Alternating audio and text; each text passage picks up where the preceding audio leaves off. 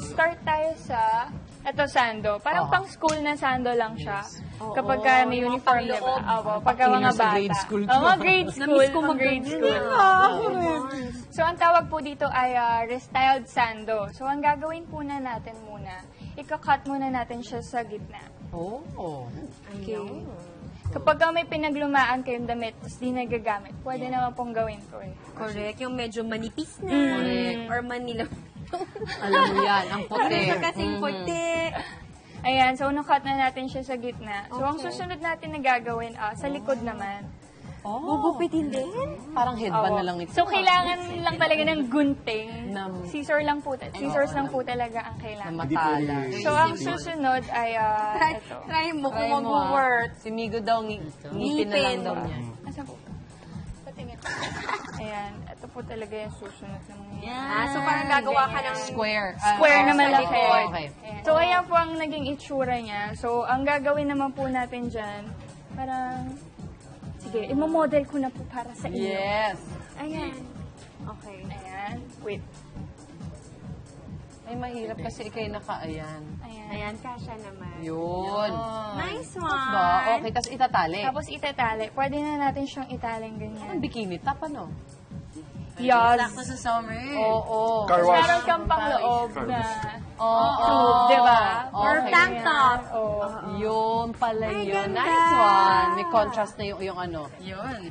Shirt, scarf naman po ang gagawin natin. So, pag may luma naman pong t-shirt, kagaya nito, luma siyang t-shirt. Okay. So, yan. Pagkakupas-kupas na. Oo. So, pwede natin siyang gawing shirt, scarf. Ang gagawin lang natin ay... Scarf.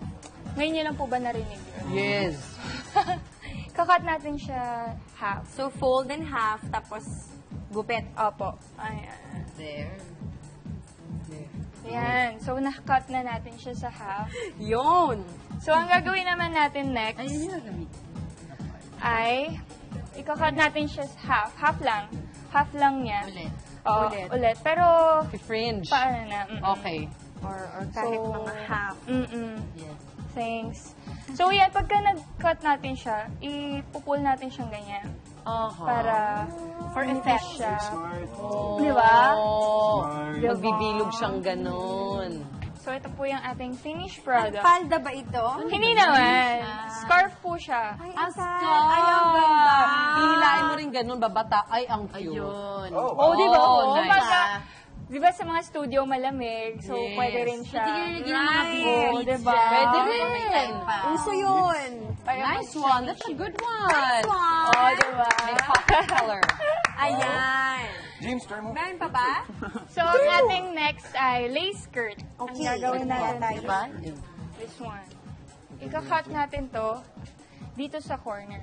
Para dito yung mapupunta sa hips mo.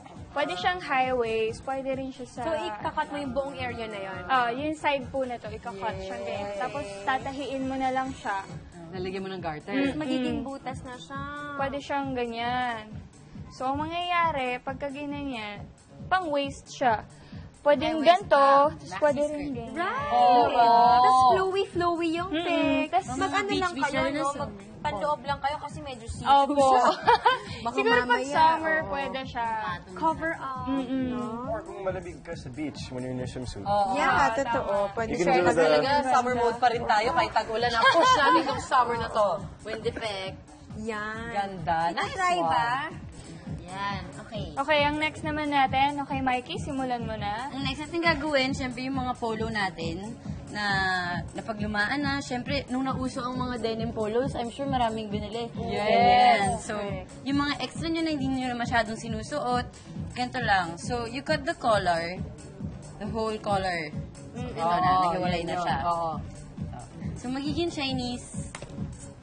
What do you call that? Chinese collar. Yes, Chinese collar. Tama, there. Nice So, from the one. polo na with normal collar, Chinese collar style na siya. Oh, gusto ko pa naman yung Chinese Ako collar din, style, no? Minsan kasi kapag may kwelo, parang ang init-init. Nakakasakal. Correct. Itong ganda. Fresh lang. Relax. Nice one, guys! Thank you so much, ladies. Maraming salamat.